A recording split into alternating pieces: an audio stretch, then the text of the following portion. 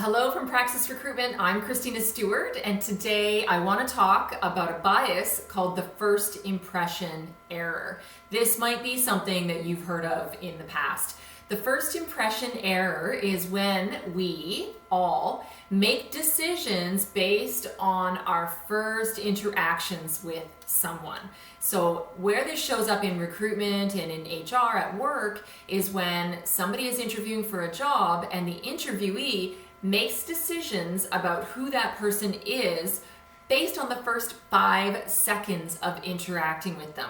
So this can be good or this can be bad decisions and thinking, but it will cloud the judgment throughout the rest of the interview. What will happen is the interviewer will spend the rest of the interview looking for affirming reasons why they believe what they already believe. We're looking to confirm our already decided, our decisions and our feedback about this particular candidate.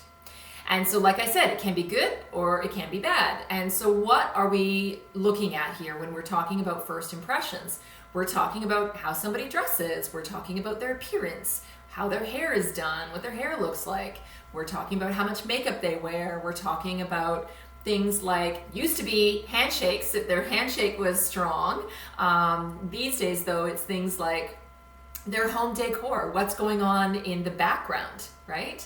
And so all of these things will either resonate with us or not, and we'll then make decisions and base the rest of the interview off of those decisions, reconfirming what we already believe.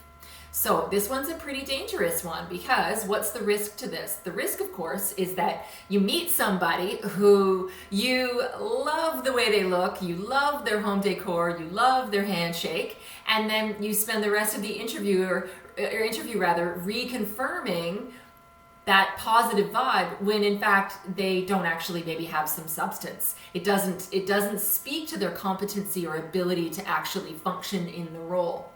And so you may hire someone inappropriately, right? Or the opposite can happen, of course, where you just don't like the vibe of someone, you don't like the way that they look or the way their handshake or whatnot, and what ends up happening, you can't move forward with them, just sort of going off of your gut.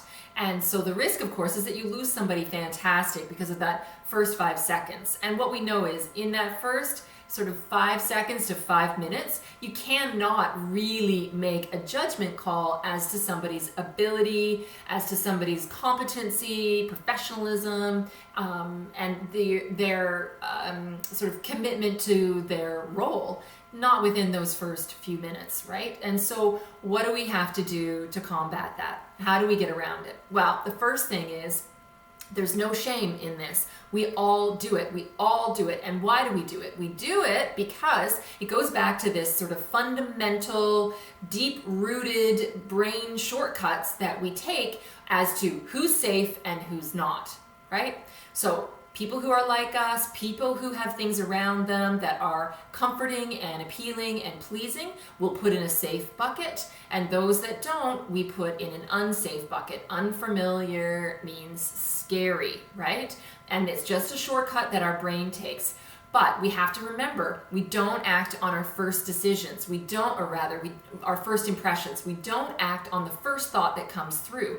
We have to add some context to it. Think about our thinking and then act on our second decisions, our second concepts, our second impressions, right?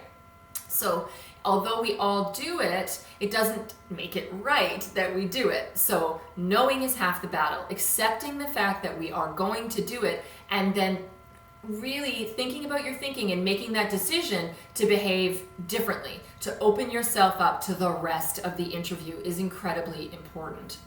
So first of all, no shame, except that you do this, that you have this first impression error.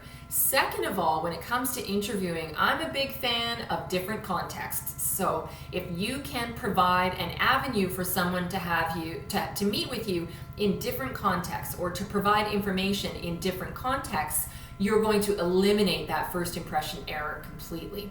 Okay, so what do I mean by context? Well, for me, I really like to get on the phone with people first. If you're a candidate of mine, you'll know I pick up the phone right away. And I'll talk to someone before booking them in for interview. And part of that is I'm trying to establish some rapport and get to know somebody a little bit before I actually see anything about them. But as employers, as hiring officers, what are some things that you can do? You can do phone interviews before you do in-person interviews. You can actually provide candidates with written questions and ask them to provide an answer, so you're getting an impression before you even meet them. You're getting information that isn't a first impression. Another possibility is to ask them to deliver, if it's a tech, if there's coding or something, that you can give them a little project and ask them to deliver something. So they're giving you an example or a sample of their work in advance. Same thing for, marketing or graphic design or things like that. People can send you portfolio items well in advance before you actually meet with them. And then, of course, like I say about all biases, actually getting more than one person involved in the hiring decision can make a world of difference in this realm.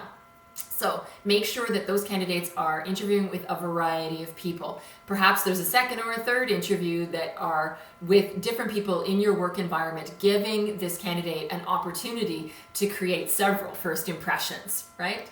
Okay, so remember, we all do it. Try to find avenues for different contexts and looking at people in different ways and making sure that you've got lots of eyes on the street and that you get more than one hiring person involved in making these sorts of decisions. Thank you so much for tuning in. I know you know how important overcoming biases is to me. It's something I work on every single day in my work, and I think it's super important that everybody pay attention to these things. So thanks for listening. We'll see you next time. Bye now.